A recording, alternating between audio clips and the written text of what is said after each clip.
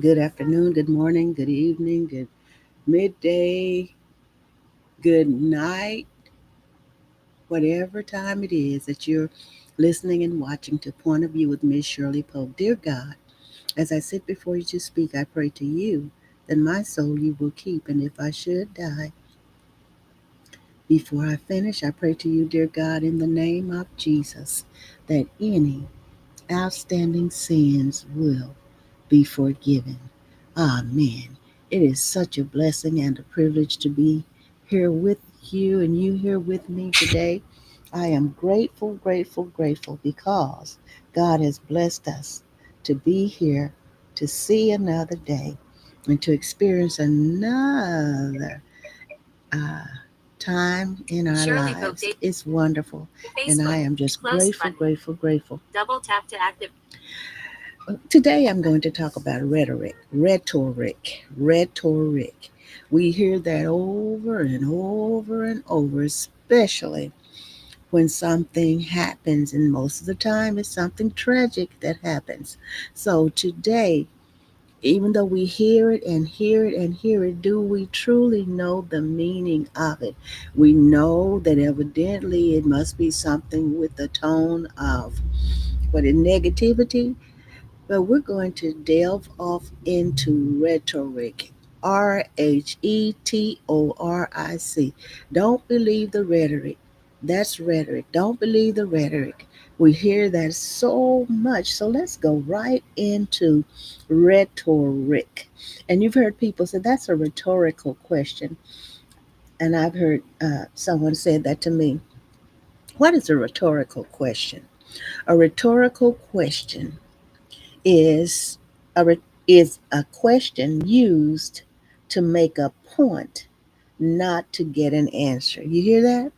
A question used to make a point, not to get an answer. So let's get on into what we have here. And I have something from Britannica that I want to go the definition of it. And rhetoric then this is written by Chaim Chaim Perlman and Thomas O. Sloan, and it is fact checked by the editors of Encyclopedia Britannica. And this is September the 17th, 2025. Okay, updated September 17th, Cleaster's birthday. So, our table of content here, our top questions. What is rhetoric? Who are some famous historical figures known for their use of rhetoric? How does ethos differ from pathos and logos in rhetorical arguments? And why is rhetoric important in public speaking and writing? And also, rhetoric, the principles of training communicators, those seeking to persuade or inform. In the 20th century, it underwent a shift of emphasis from the speaker or writer to the auditor or reader. So this article deals with rhetoric in both its traditional and its modern forms. For information on applications of rhetoric, we can see articles called Broadcasting and one called Communications and one Propaganda. So we hear it, we hear it, we hear it. And I want to say that I am praying for the people who were affected directly on Wednesday here in Dallas, which was September the 24th. And I'm pretty sure the whole world knows about what happened here in Dallas. And I am praying for each and every one, each and every one, and especially the people who are hurt and the family of the person who was killed. And I am praying for peace, for safety, for God to continue to watch over us. So we don't understand everything that goes on. Most of what happens, we don't understand. But I guarantee it's all in the hands of God, the God Almighty, the true and the living God. So I can say that I am praying and believing that God will handle it for everybody. And I know He will. If we let Him, He will do it. The rhetoric in literature, the nature and scope of rhetoric, traditional and modern rhetoric. So I'm going to say it fast, rhetoric, okay? Like we say, rhetoric.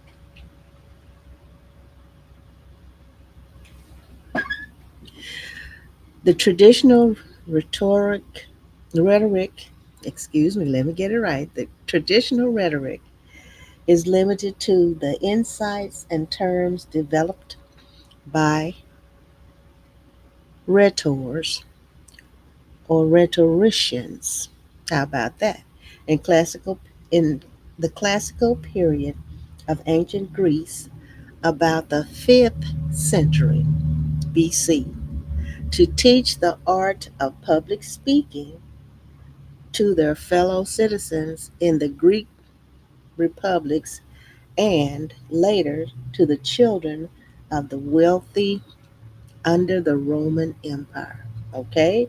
To the children. So public performance was regarded as the highest reach of education proper.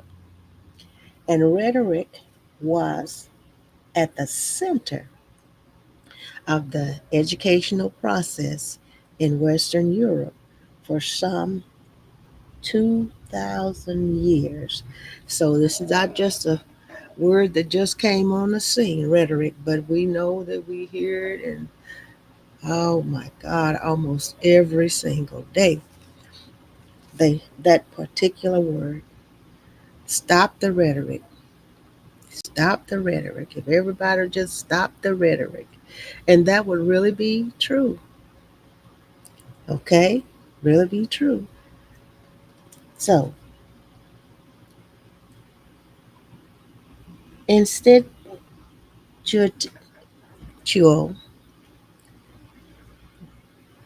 rhetorician, perhaps the most influential textbook on the education ever written was in fact, a book about rhetoric.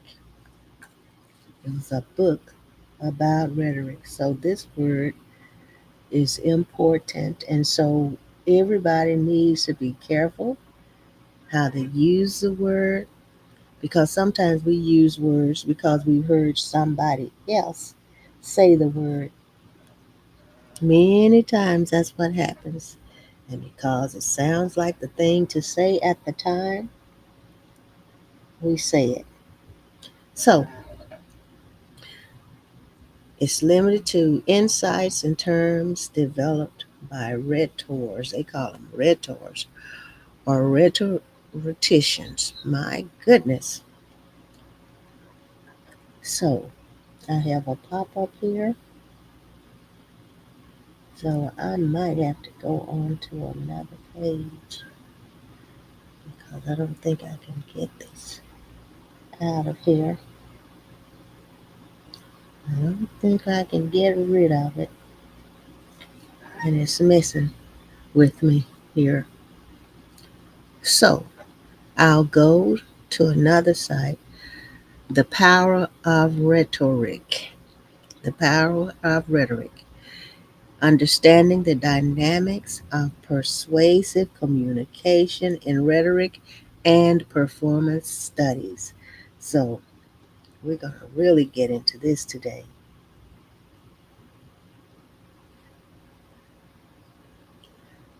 Understanding the dynamics of persuasive communication in rhetoric and performance studies. And this is by Sarah Lee. Okay, and it's AI generated. I want to tell you that. This is June the 18th, 2025. AI generated, okay? So we'll go right into it. Dive into the complexities of rhetoric and its applications in various fields, from politics and social justice to marketing and education. Rhetoric is a multifaceted discipline that has been studied for centuries. And like we were saying, it went back to the Roman days, way on back to the 5th century, where they trained people in rhetoric. So it's a multifaceted discipline that has been studied for centuries, and its impact is felt across various aspects of society. So, in this article, we will explore the intricacies of rhetoric, its relationship with power dynamics, its performative aspects, and its role in strong contemporary society. That's where I want to go. Rhetoric and power dynamics is our first section here. Rhetoric has long been associated with power and persuasion. I will repeat that. Rhetoric, and you don't hear that T, but it's rhetoric, okay? So I'm saying it fast like we do. Rhetoric has long been associated with power and persuasion. The ability to craft compelling arguments and persuade others is a valuable skill that has been wielded by leaders, politicians, and influencers throughout history. But what is the relationship between rhetoric and power, and how does it reinforce or challenge social hierarchies? We're going to get into it. So, this section here is the relationship between rhetoric and power. Rhetoric is often used as a tool for exercising power and influence. You got that, didn't you? Effective rhetors can shape public opinions, sway decisions, and mobilize action. However, the relationship between rhetoric and power is complex and bidirectional. On one hand, those in positions of power often have greater access to resources and platforms, enabling them to craft and disseminate their messages more effectively. On the other hand, rhetoric can also be used to challenge existing power structures and promote social change. So there's a diagram here, and I am in, what is this? Numberanalytics.com. Numberanalytics.com. Okay? So they have a diagram here that's going to illustrate the dynamic relationship between rhetoric and power. And so the diagram they have here. So if you go to that site, you can see that diagram, okay?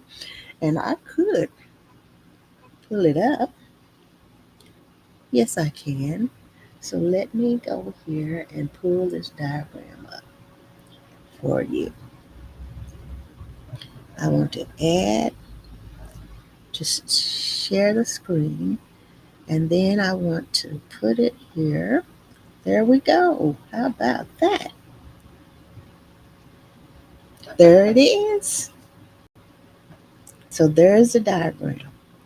So, as shown in the diagram, rhetoric can both influence and be influenced by power.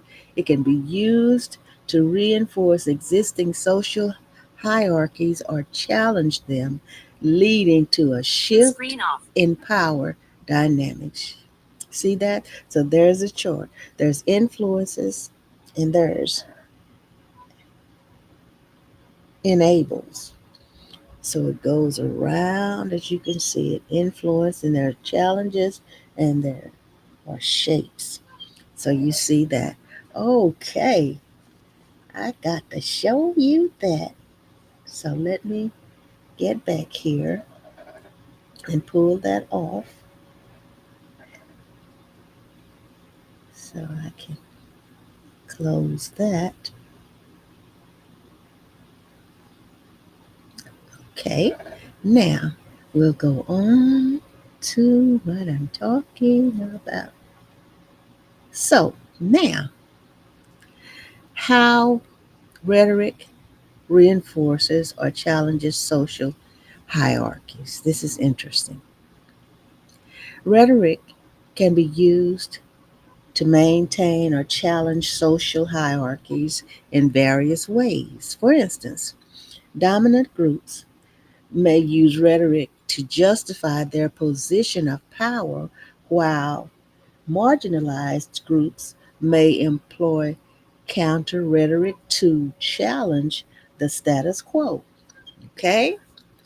Don't we see it at work? Every single day we see it at work. Rhetoric can be used to maintain or challenge social hierarchies in various ways. I know I'm repeating this, but it's very important to me. Okay? For instance, dominant groups may use rhetoric to justify their position of power, while marginalized groups may employ counter rhetoric to challenge the status quo. The effectiveness of these rhetorical strategies depends on various factors, including the rhetoric's credibility, the audience's receptivity, and the cultural context. And we know how we feel when we hear rhetoric, we hear certain things from certain people, when we hear their spin on things. Oh, yeah. So, some key ways in which rhetoric reinforces or challenges social hierarchies include legitimization. Rhetoric can be used to legitimize the dominance of certain groups and ideologies. So that's legitimization. So these are ways that rhetoric can be used or challenges the social hierarchies, and it includes where it can reinforce or challenge. It depends on what side you're leaning on. And legitimization is the first one, which means rhetoric can be used to legitimize the dominance of certain groups or ideologies. There is the courier narratives or the counter narratives.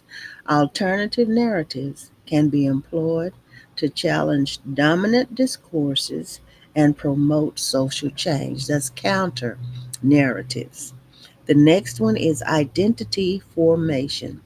Rhetoric can shape identity and create a sense of belonging or exclusion. That is so true. So true. Thank you so much for being here with me. I truly appreciate you for being here. And we're going through this together. So next time we hear that word, we'll know and we'll understand and we'll know what it means whenever it comes out of whoever's mouth through their speech, okay? Critical analysis of rhetorical power structures is our next section. To critically analyze rhetorical power structures, it is essential to examine the ways in which language is used to exercise power and influence. This involves analyzing the rhetorical strategies employed by various actors, including politicians, marketers, and social activists. Some key concepts to consider when analyzing rhetorical power structures include, so we all need to listen and take this in. And this is numberanalytics.com. Okay? Numberanalytics.com. So you might want to go to this site and read this again for yourself. Okay, hegemony, the dominant ideology of or discourse that shapes public opinion and influences social norms. Is going on. It is hot and heavy in this age, in this day, in this time. Rhetoric.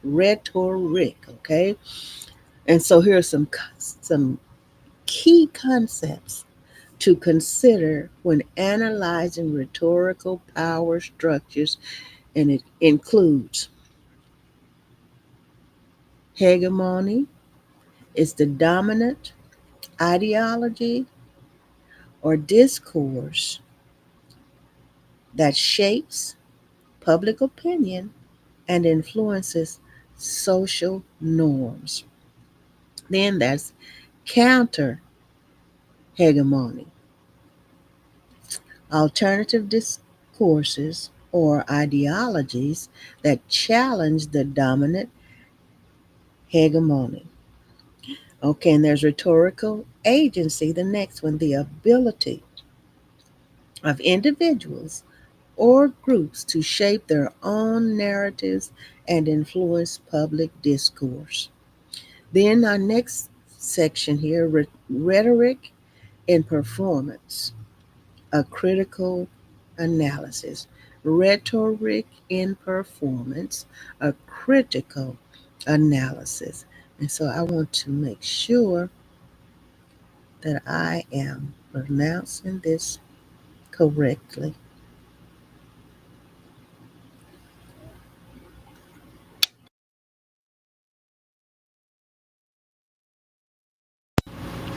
And I want to take just a few seconds to make sure I'm saying hegemony, but they're not two G's.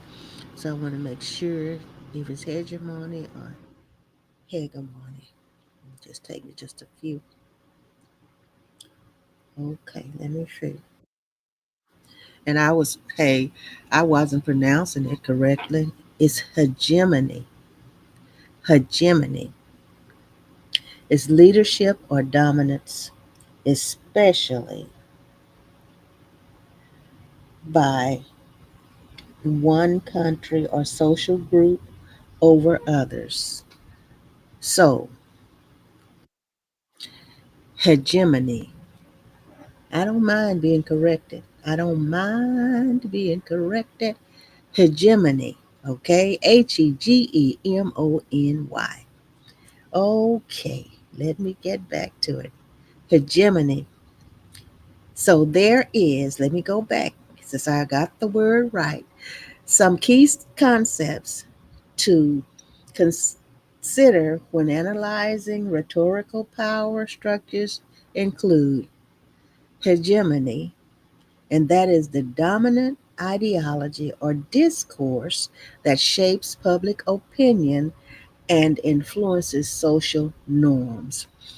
Then there's counter hegemony.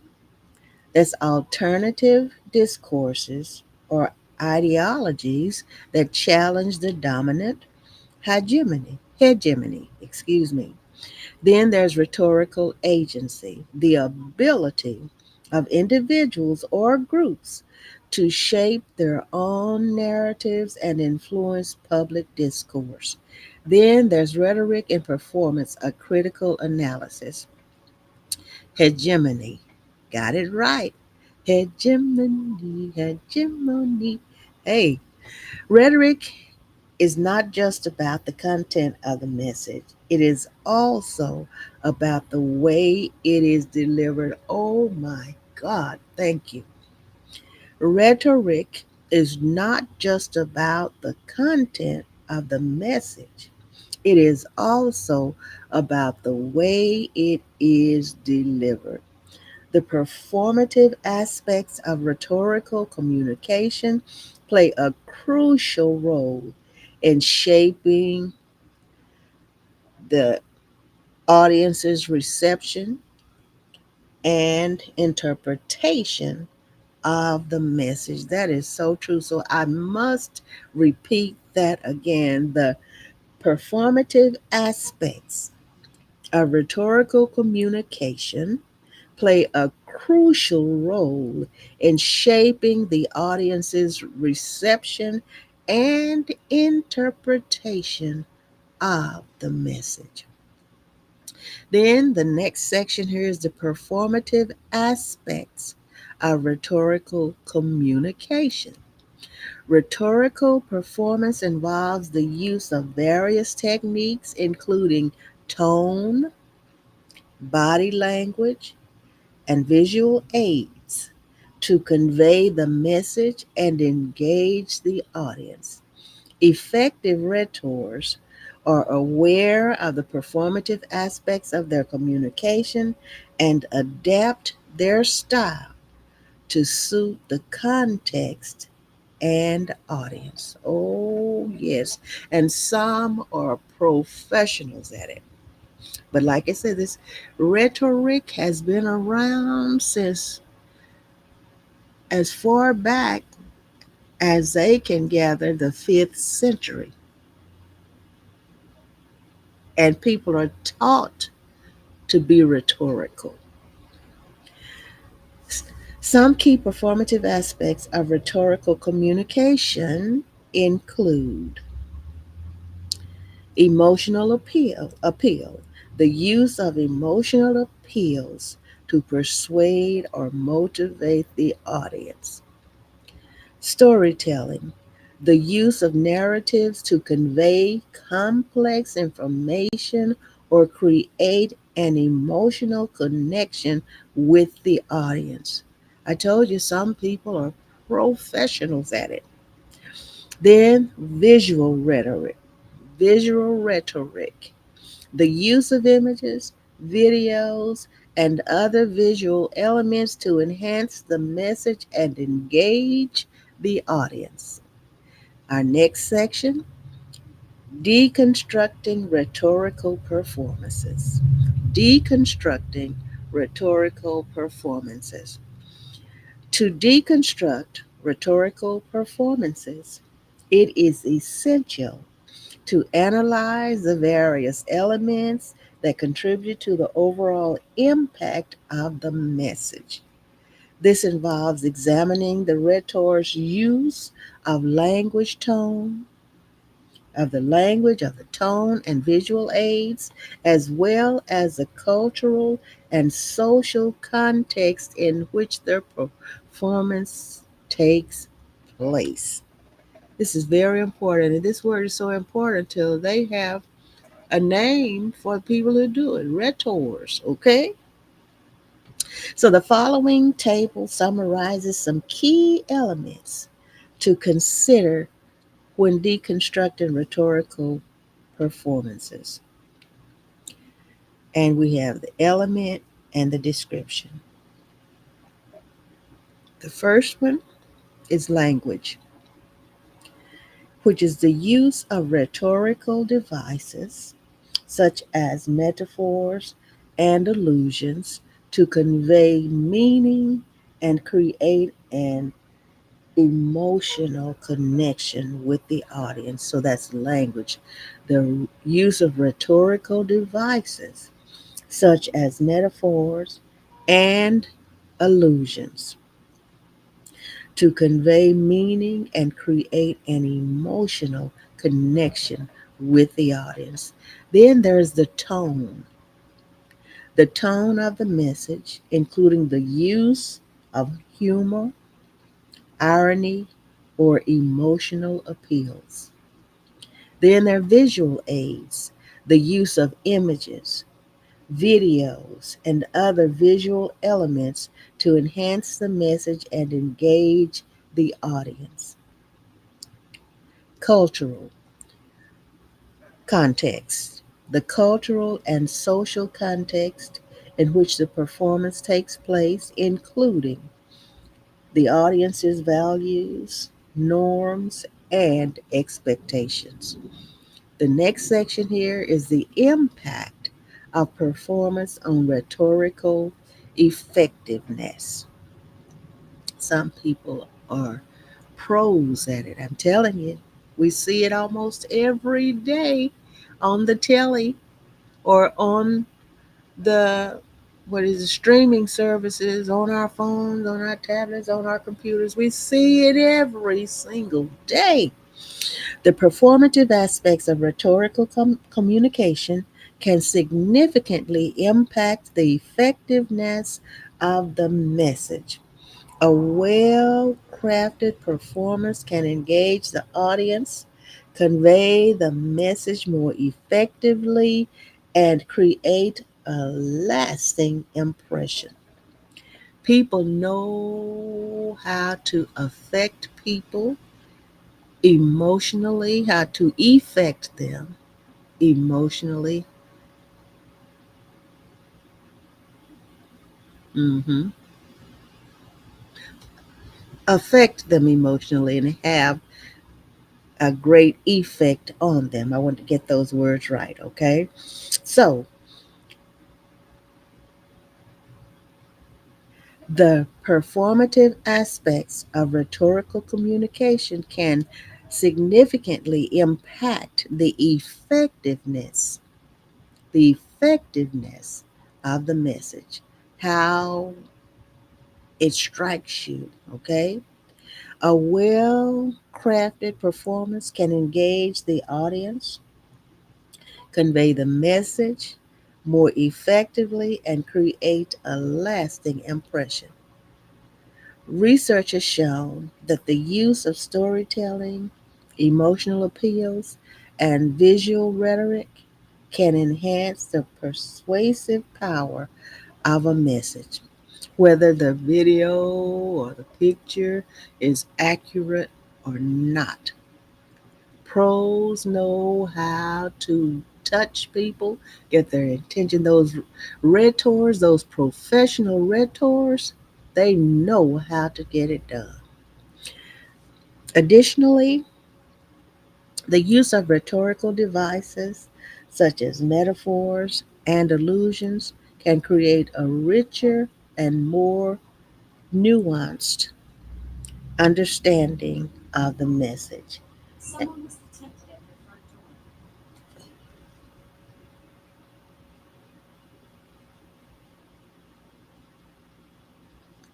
Metaphors. Let's go there. We hear that.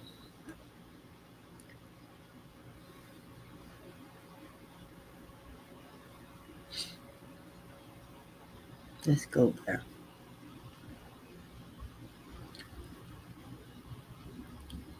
Find out about this metaphors. We hear it all the time. We say it.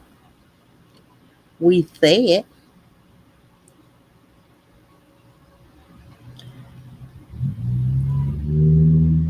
There are different kinds of metaphors. And so I want to tell you what a metaphor is, even though you already know, I'm pretty sure. Okay. But I just want to reiterate. Okay. Reiterate. Metaphors are used most frequently compared or with similes. A metaphor asserts the objects in the comparison are identical on the point of comparison, while a simile merely asserts a similarity. So, a metaphor or metaphors are most frequently compared with similes. A metaphor asserts the objects in the comparison are identical on the point of comparison. So I want to go to a simpler explanation here.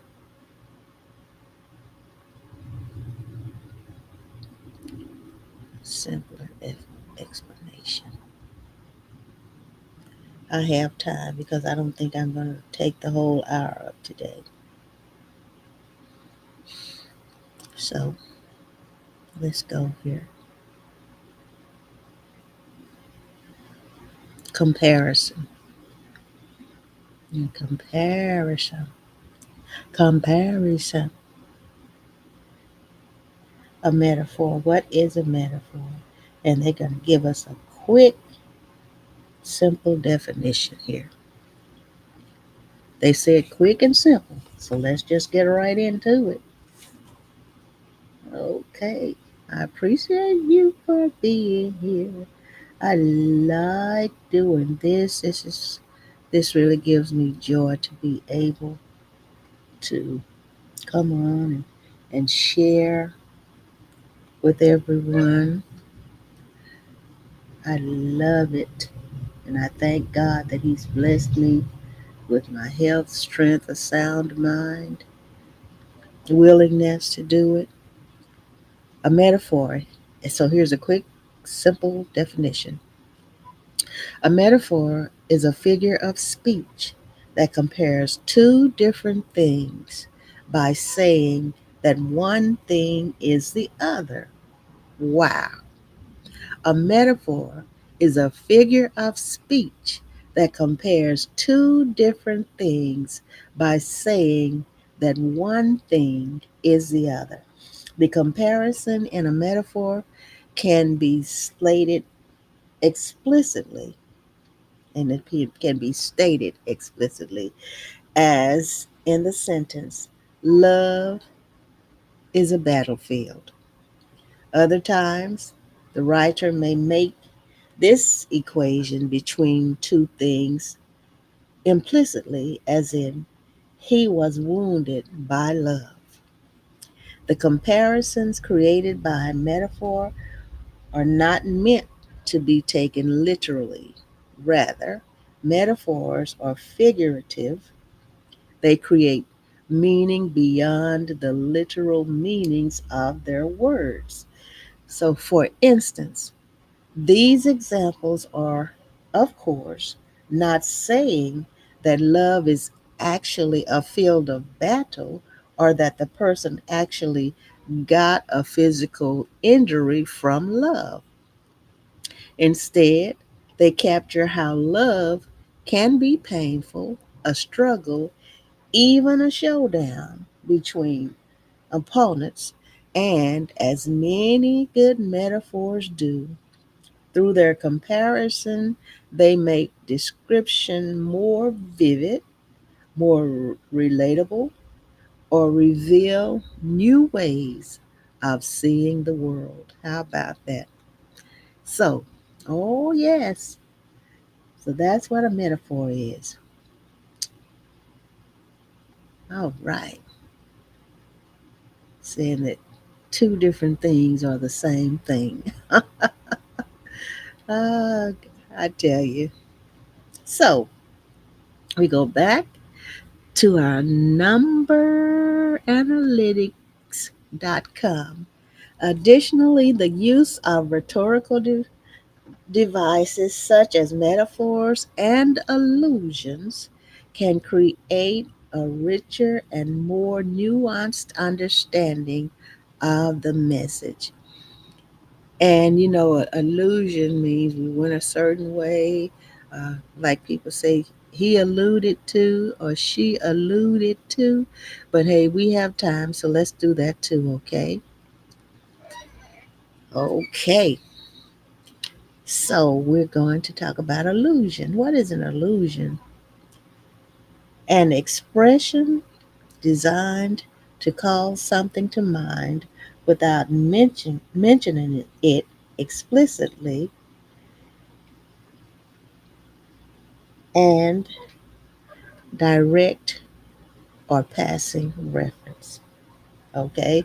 It's a direct or passing reference, an allusion to Shakespeare, an expression designed to call something to mind without mentioning it explicitly,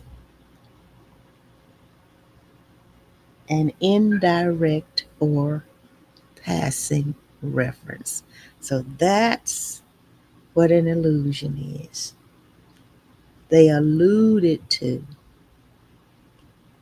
they alluded to. Okay, now I'm having a good time here. Additionally, the use of rhetorical devices such as metaphors and allusions can create a richer and more nuanced understanding of the message. We're talking about rhe- rhetoric. And when we say it fast, it's rhetoric. So we don't hear that T. Rhetoric. Rhetoric in contemporary society. Rhetoric plays a vital role in shaping public discourse and influencing social norms in contemporary society. Rhetoric is used in various fields, including politics, marketing, and education. The role of rhetoric in shaping public discourse. Rhetoric is used to shape public opinion and influence social norms. Politicians, marketers, and social activists use rhetoric to craft compelling messages and persuade their audiences. So, some key ways to which rhetoric shapes public discourse include agenda setting. Rhetoric can be used to set the agenda and frame public debate. Next, issue framing. Rhetoric can be used to frame issues and influence public opinion. Next, identity politics.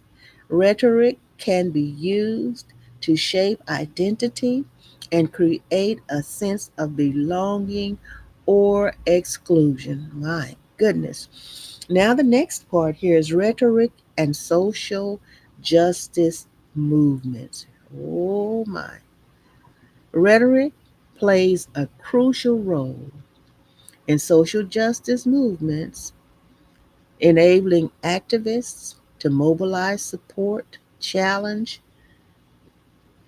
dominant discourses, and promote social change. Some key ways to which rhetoric is used in social justice movements include counter narratives, as alternative narratives can be in, employed to challenge dominant discourses and promote social change. Then there's protest rhetoric. Rhetoric can be used to mobilize support and create a sense of urgency around social issues. Identity formation is the next. Rhetoric can shape identity and create a sense of belonging among marginalized groups. Rhetoric is strong, isn't it? Next is the future of rhetoric in a rapidly changing world. The future of rhetoric in a rapidly changing world. As the world continues to evolve and change, the role of rhetoric in shaping public discourse and influencing social norms will remain crucial. The rise of new technologies and social media platforms has created new opportunities for rhetors to craft and disseminate their messages. However, these changes also present challenges, including the spread of misinformation, and the erosion of trust in institutions. That is where we are today. These changes, however, these changes also present challenges, including the spread of misinformation and the erosion of trust in institutions. And we just had a prime example. Now I'm going back to illusions. It said that rhetoric, they have metaphors, use metaphors and illusions. And illusions is saying something without saying it, okay? Saying something without really saying what you mean. And we saw this here just lately. Instead of coming on out and saying what the deal was in certain parts of the story, they alluded to something else. Rhetoric. That was rhetoric. Okay. So, to navigate these challenges, it is essential to develop a nuanced understanding of the complex relationships between rhetoric, power, and social change. The following equation illustrates the complex interplay between rhetoric, power, and social change. And so I want to give this to you uh, because it's going to show this. So I'll go back and I'll pull my chart up here. Look at me. Okay. Now I'm going to pull it up. Okay. There it is. You see that right there? R equals P times C over D. So where? Okay, it's going to explain it. R is the rhetorical effectiveness. P is the power dynamics. C is the cultural context. D is the dominant course. So this equation highlights the complex relationships between rhetoric, power, and social change and demonstrates the need for a nuanced understanding of these dynamics. Let me show you one more time here. Right there, there's the equation. My goodness. Power, cultural context, and dominant discourse. Okay, got that graphic. I'll go back here and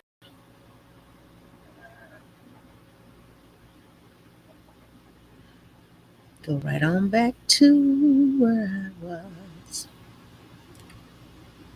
Okay, wow.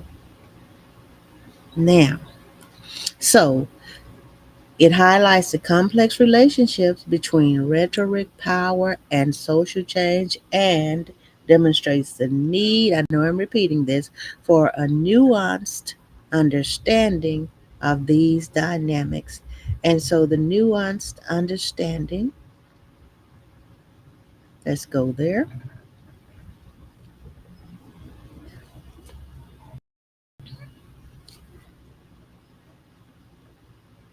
Understanding. Nuanced is characterized by subtle shades of meaning or expressions. And here's an example. Love's work has gradually grown more nuanced. So, nuanced means characterized by subtle shades of meaning or expression. Okay, now let's get on back here. Oh, and that is the end of this article right here. So we understand that part. Now let's get back to. I have one more here. If I can get it, get to it. I think I have one more here.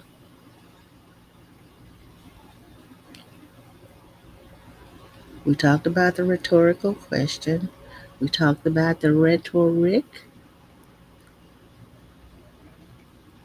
spread of, and it can be used for the spread of misinformation. My goodness, there's so much about rhetoric. Rhetoric. So I had that one site that I really wanted to present, but there are different types of rhetoric, and I want to bring that. Also, they say there are different types of it,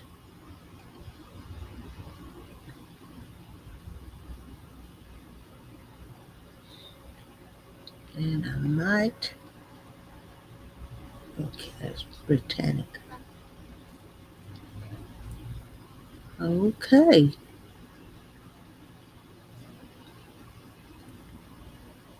and we tried that deep dive, didn't we? We tried it. I think that was the one that was uh, had the pop-ups.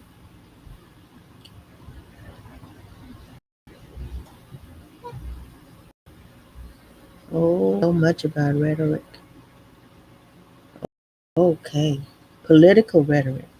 Understanding its impact. I think we should go there. Let me see how far. Oh, I'm almost finished with the time here. Political rhetoric. We are faced with that. I just want to read just the first two paragraphs of this, and then I think we'll have deep understanding of this rhetoric and the political aspects of it. There's so much to learn here, and I am thankful that we have this research out here. People have studied and done all this so we could just go and present it. Political rhetoric, understanding its impact. And I am in psychologyfanatic.com. Psychologyfanatic.com. Okay,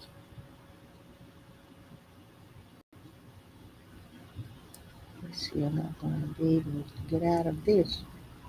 I don't know whether I am going to be able to get out of that or not. Okay, they want me to subscribe, and I will do that. If I'm going to use their information, I will subscribe. Okay, so in today's hyperpolarized landscape, political rhetoric has become a dominant force shaping public opinion and societal dynamics. With social media amplifying voices both loud and soft, the art of persuasive communication is wielded like a double edged sword, capable of uniting communities around shared ideals or deepening divides among opposing factions. As citizens navigate the complex terrain, understanding the nuances, there we go, nuances, of political rhetoric becomes essential, not just for individual discernment, but for the health of our democratic processes. The ability to critically engage with the messages we encounter can empower voters to make informed decisions rather than succumbing to emotional manipulation. Oh my, this was meant to come, wasn't it? This was meant to be here. Oh my goodness. Wow. So, at its core, political rhetoric is more than mere language. It embodies strategies designed to sway hearts and minds through carefully crafted narratives that appeal to our deepest values and fears. You see that? It has values and fears. They literally, some of these people put fear in people's hearts, and that causes people to sway toward them by talking and making them afraid, even though it is most of the time maybe not true, but they put fear in the people and it persuades them to sway toward them. This is amazing, isn't it? So it's okay. At its core, political rhetoric is more than mere language. It embodies strategies designed to sway hearts and minds through carefully crafted that appeal to our deepest values and fears. In an era where simplistic slogans often overshadow substantive debate, recognizing how rhetorical techniques operate allows individuals to decipher truth from fiction amidst the noise. By honing critical thinking skills and engaging in constructive dialogue with others, especially those holding divergent viewpoints, we can counteract divisive tactics that threaten mutual understanding. So, this article that I'm in here that I will not read because I have 2 minutes left, but it is Psychology Fanatic. Okay, that is the site where I am, so you can go and read it for yourself. I really encourage you to. Okay, so this article delves into the intricacies of political rhetoric, exploring its implications while equipping readers with tools needed for navigating today's discourse thoughtfully and effectively. Thank you so much. We talked about rhetoric. I think I know we went through some great points. We understand what rhetoric really is. And so we hear that word, I don't know how many times a day on our devices, our television. Rhetoric, but it's rhetoric. Stop the rhetoric, stop the rhetoric. Now we know what it is and we understand. I love you so much and I thank you so much for being here with me. Tomorrow, God willing, is the Mother's Board Inc. And I'm sure we have some great topics to discuss tomorrow. Please join us on Fridays at 1 p.m. Central Standard Time. I love you so much. Thank you for being here with me. Please let me hear from you.